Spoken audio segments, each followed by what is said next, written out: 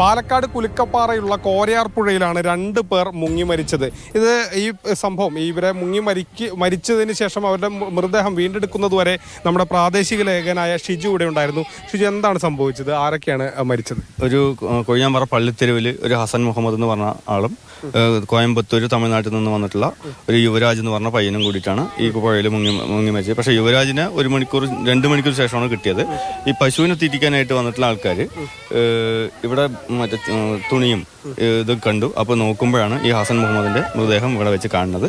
അതിന് തുടർന്ന് നടത്തിയ അവർ പോലീസിന് വിവരം അറിയിക്കായിരുന്നു. തുടർന്ന് നടത്തിയ പരിശോധനയിലാണ് 1.5 മണിക്കൂറോളം സ്കൂബ ടീം വന്ന് ചെക്ക് ചെയ്തതിലാണ് യുവരാജിനെ കിട്ടിയത്. 1.5 മണിക്കൂറോളം സ്കൂബ ടീം പരിശോധന നടത്തി. അതിലൂടെയാണ് യുവരാജിനെ കണ്ടെത്താൻ കഴിഞ്ഞത്. യുവരാജും കുടുംബവും ഈ ഹസൻ മുഹമ്മദിന്റെ വീട്ടിൽ ഇന്ന് രാവിലെ വരികയും ചില പരിഹാര കർമ്മങ്ങൾക്കായാണ് എത്തിയത്. അതിനുശേഷം ഇവിടെ വന്ന് ബാക്കി ക്രിയകൾ നടത്താൻ വേണ്ടി പുഴയിലെത്തി എന്നുള്ളതാണ് പ്രാഥമികമായി വിലയിരുത്തുന്നത്. കൂടുതൽ കാര്യങ്ങൾ കൊഴിഞ്ഞാമ്പാറ പോലീസ് പരിശോധിച്ചുകൊണ്ടിരിക്കുകയാണ്.